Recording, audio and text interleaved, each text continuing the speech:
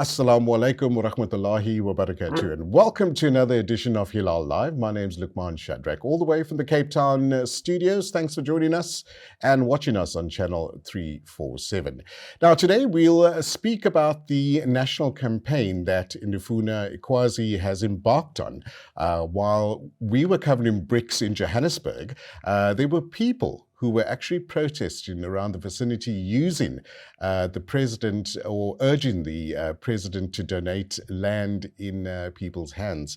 Now, to help us understand this context a bit better, we've seen quite a bit of info in the news, on the television, we've heard it on the radio as well. We are joined by Aphiwe and Ngalo and Booi from Ndifuna Ukwazi. Good evening, welcome. Good evening. Thank you for having us. My absolute pleasure. Thanks for taking the time to come and chat about a pertinent issue that has been worrying our communities for many, many years to come, as in fact decades as well. Now, on Wednesday, the 23rd of August, a significant march took place in Cape Town. I think hundreds of people actually attended this march, and this was to the president's official residence. Tell us about the purpose behind this march, Aphiwe. Sure.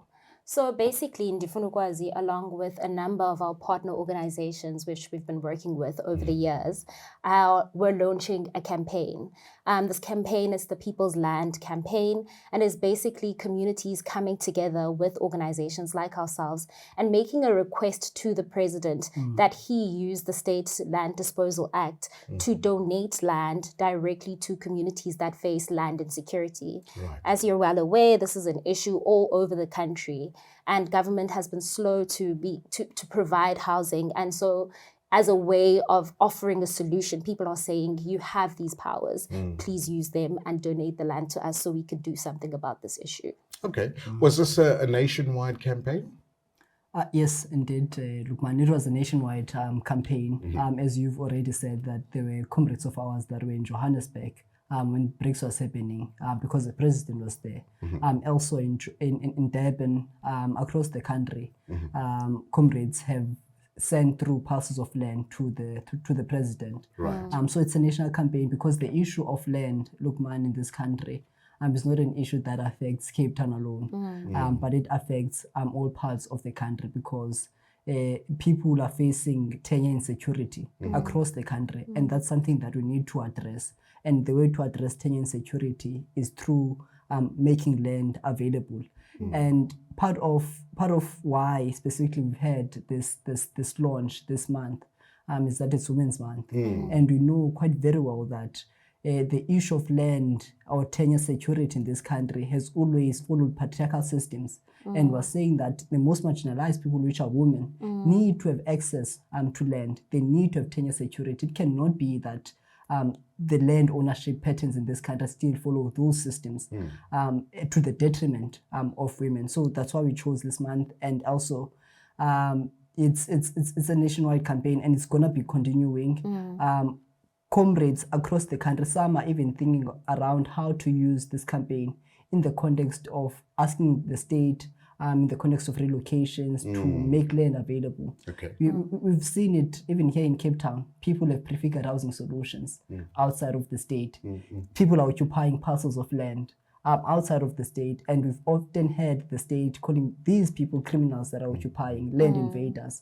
And this campaign provides an opportunity to the state to say that, look, in order for people to not be pushed into the conditions of occupying, the state must make the land available so that people can have equitable access to land, so that people are not forced into dire circumstances to occupy parcels of land that you cannot habit in. People are occupying in floodlines, and that's dangerous. Of course. And part of this process has been to identify suitable parcels of land across the country. And we make an assessment who owns this parcel of land. Is it under national government? Is it under provincial government?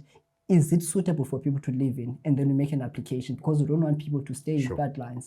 But also, it's not, a lot of people will say that, they will take private land and so on. No, it's particular land that belongs to national government and to the provincial government. Public land should be used for its social value. That's what we are trying to advance. So let's take a couple of steps back, just before we get into the nitty-gritties in terms of how this campaign is going to unfold.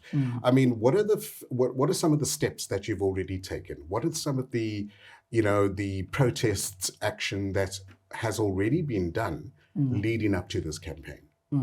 Or what are some of the requests that you've made to national government that led to this campaign?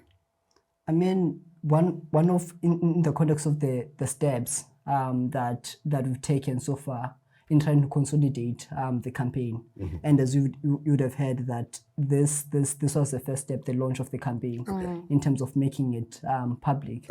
But of course, there's been quite a lot of work on the background in the context of verification of the parcels of land. It was a community-led initiative, in a sense, in a true sense of the word, because communities themselves were identifying parcels of land in their own communities or even outside their communities, but in the main, especially communities in the peripheral areas, saying that, but there's a question of spatial injustice here. We want to identify parcels of land closer to the city center so that we undo this legacy of spatial apartheid.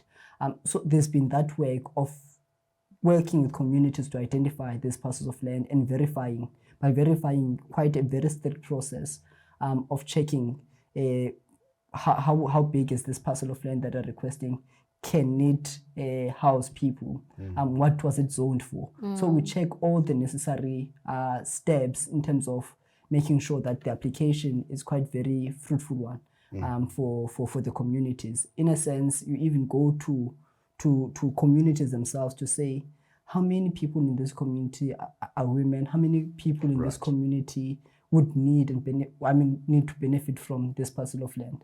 And part of this question post this particular process of verification, and would be a question of checking ownership. What type of ownership would these communities receive this land in? So it's quite a process. Was this the most opportune time to actually approach the president while his focus was actually on BRICS, at the moment? Or was there maybe a different tactic? You wanted to maybe let the world media know exactly what was going on? I think the timing is also in response to the upcoming national elections.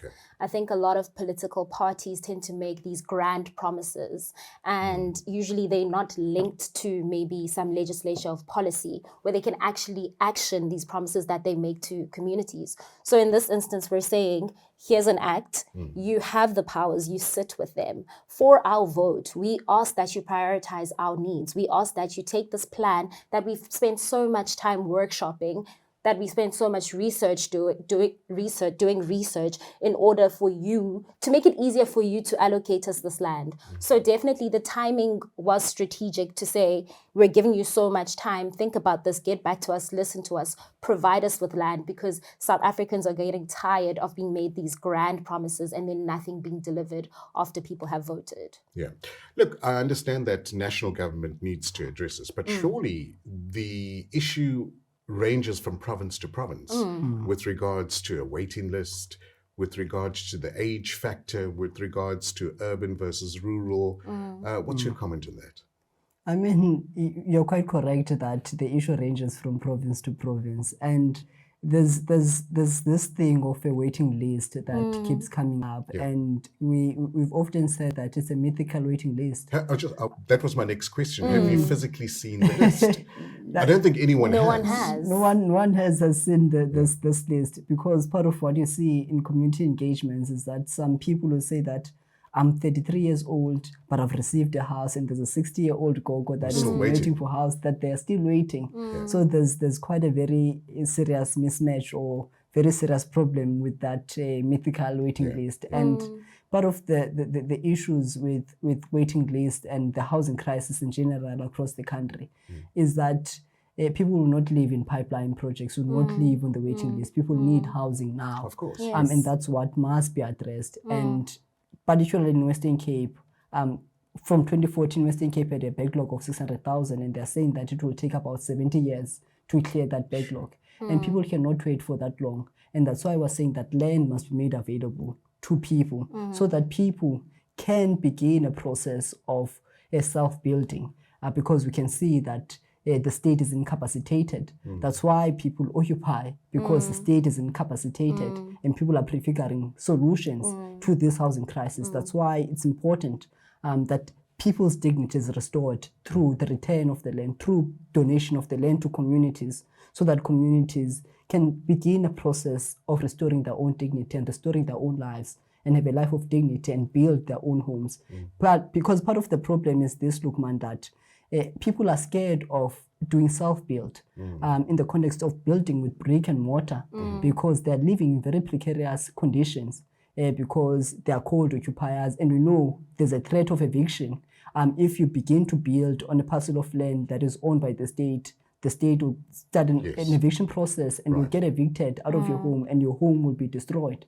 And people are scared of that. And that's why we've taken this approach, so that people do not live under a fear of eviction or threat of demolitions of their homes, so that people can begin a process of receiving land in a correct way and start to think around how do they build and restore their own dignity on those parcels of land. Because we could be perpetrating a cycle of past events, and this is what we hopefully want to prevent as well. All right. We're going to take an ad break. When we come back, we'll chat a bit more to the good people from Ndifuna about some of the great work, the campaign that they're busy trying to set up, and making national government, local municipalities as well, set up and take notice about a very pertinent issue that plagues our communities over decades. You are still watching Hilaal Live. Assalamu alaikum. Welcome back to Hilaal Live. I'm Lukman Shadrack from the Cape Town studios. Now, coming out of the BRICS summit, I think it's apparent that each country that actually belongs to BRICS and joined BRICS, each of them has its own issues, problems that their communities are faced with. And one of those issues and problems is, the housing issue that is here in South Africa. To discuss in studio a bit more with us, Ndifuna Ukwazi, Aphiwe and Buhle are giving us a bit of insight into the campaign that they've actually launched. Guys, thanks once again for joining us in studio. It's my absolute pleasure having you guys here. Before the break, we chatted about the campaign, and obviously with BRICS, being on everybody's lips, especially in Joburg, your colleagues tried to approach the president and make him aware of exactly what the situation is as well. But why the urgency right now? I mean, why not let the state handle it? Okay, I think it's because the materials on the ground, the situation on the ground does not allow people to wait. Currently, we are facing so many evictions. People are constantly being evicted. One of our movement partners, Reclaim the City, hosts a fortnightly evening of advice assemblies where people from all communities come together and advise each other in terms of how to deal with evictions. And we're finding that more and more people are getting evicted because they can no longer afford to pay rent. And then there's also the issue of the decline in housing provision by the government, where it's basically at a standstill. Buhle was mentioned earlier on that there's a backlog of 600 and something thousand. And that's just in the Western Cape? That's just in the Western Cape. And this mythical housing list, which I won't get into, that we're constantly being fed. And the economy is harsh, and it doesn't allow people to sort of invest their money in homes. People are just trying to get food on the table. So to expect people to constantly be paying rent, as an organization, we've been advocating for social housing, but that is a renting solution. Right. And it is a solution that works for people who maybe have secure jobs, who are without criminal records. So there are a number of things that prevent people from being able to own their homes. And when people don't own their homes, we saw what happens when people are renting and we have an event like COVID, where so many people then lost their jobs and they had no other option but to occupy. And the reason for that is because government is not providing enough houses. And when we don't provide, people make their own. But this also then leaves people in a situation where they're constantly being harassed by law enforcement agencies because they don't own the land that they're on, that they're currently occupying. So basically, we're saying to the state that this problem is growing, and this is a symptom of all cities. This happens all over the world, and we've seen it happen in different places. But what has led to growth or led to countries developing is when governments meet the people halfway. And that's what we're asking. we're asking the government to meet the people halfway, to allow people to build on land, to provide the land so that people can configure their own sort of solutions and be able to build without the insecurity of law enforcement coming to destroy their homes. Yeah, because that's demoralizing anyway. How does this initiative, Buhle, address the issue that we're facing? I mean, again, Aphiwe is making quite a very important point around the agency of this campaign. And again, you'd know, Lukman, that there's been discussions in this country around expropriation with compensation, expropriation without compensation. And I mean, we looked at various acts and pieces of legislation. And this particular legislation or piece of legislation, which is the State Land Disposal Act, is the one that we arrived to. And I'll explain shortly why. But what we're trying to avoid is that this question of land reform and land redistribution in this country to be stalled any further. Because the expropriation, it's been a process. It's been a process and people are waiting for land. And it's very important. It addresses these issues of housing because when people own land directly, Lukman, it means that they will have security of tenure. It means that people will not be subjected to extrajudicial eviction by the state, by law enforcement. It means that people will not be brutally evicted and be brutalized by the city of Cape Town's law enforcement, at least in the context of Cape Town. But also what it will address is this question of spatial justice. In a sense, because we're saying that we were looking at the parts of land that the community is currently residing and also the ones that they do not reside in. And these could be even closer to the CBD. So it will deal with that question. And when people live closer to the inner city, it means that they'll be living closer to social amenities. It means that they'll be living closer to better jobs.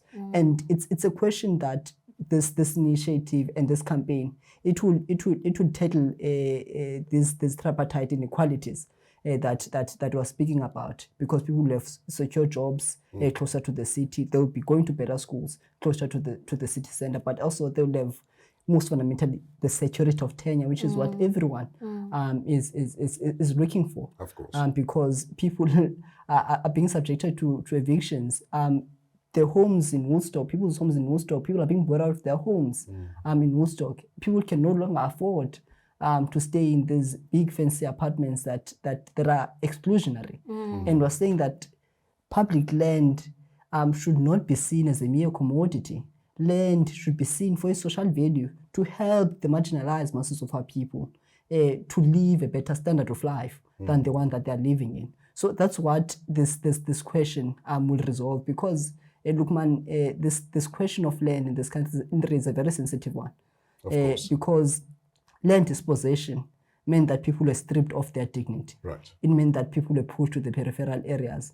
And with this security of tenure campaign and donation of parcels of land, it means that which people had lost, that which people were stolen from people will be restored. And by virtue of that, the people's dignity will be restored. That's why this campaign is quite very important to addressing issues of inequality in this country. So the question within beckons is that, is the rest of South Africa ready for this? Because if you look at some of the land that you're thinking about, the government wanting the government to give back to the people, that's prime property in your affluent areas, where people have now paid millions of rands to occupy their apartments and houses. You're going to get some pushback from those communities. What is your response to that? I mean, of course, these issues are sensitive, but also there are people that we call the haves in this country that have access to be these fancy and affluent areas that we're speaking about. And I always find it quite very problematic when people that are in a position of privilege, when people are calling for equality that are marginalized, people feel threatened. I think that's problem number one. But also people need to understand that we're not speaking about private property or land that is privately owned to be donated to communities. We're saying the state must use the resources that are available, the land that the state holds, as a custodian, or rather on behalf of people, for the people. So I mean, the issue of pushback from privileged people is the one that we can anticipate. But also, I think people should be grateful that this particular question, or the State Land Disposal Act, will resolve what I was speaking about earlier, of people occupying parts of land.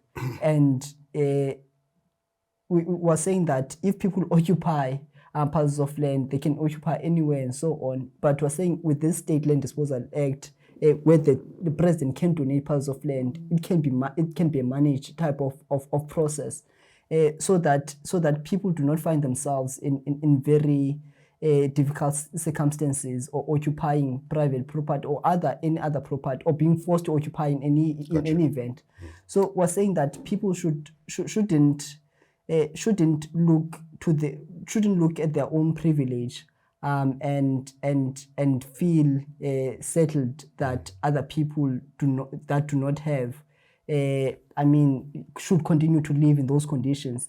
Everyone in this country should be enraged by the inequality. Everyone should fight for everyone to be on the level playing field in this country. Absolutely agree. Yeah, I know that's a very important topic as well. But let's get into the Act, Buhle, or Aphiwe. If you could kindly maybe explain to us, our viewers, what does the Act say and what does it provide for? Okay, so the Act is quite simple. The State Land Disposal Act gives the president and ministers the ability or the power to sell, to donate, or to lease land directly to people. These donations obviously do have to go through some regulations, and communities obviously have to organize, and there needs to be sort of a collective or either a body that is able to hold this land. But in essence, it allows government to give land to people directly. Right. Okay, couple of minutes left. What's next? I know the campaign's been launched.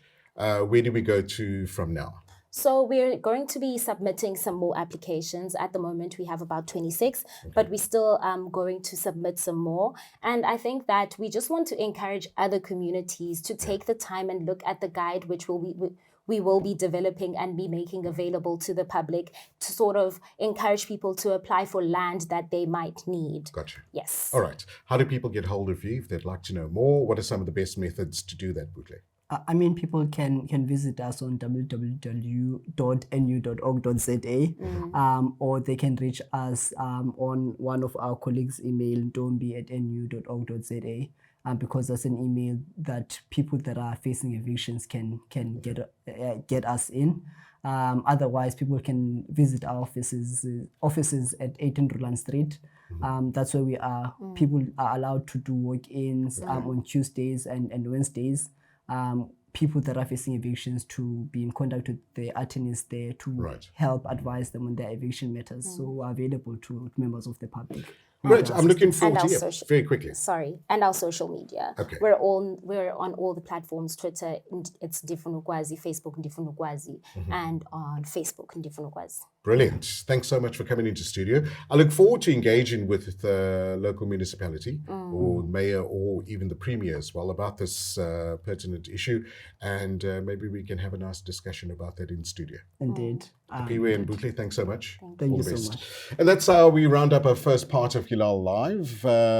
Coming up after the break, we chat about a very exciting project. Don't go anywhere. Thanks for watching us on Hilaal Live, Channel 347.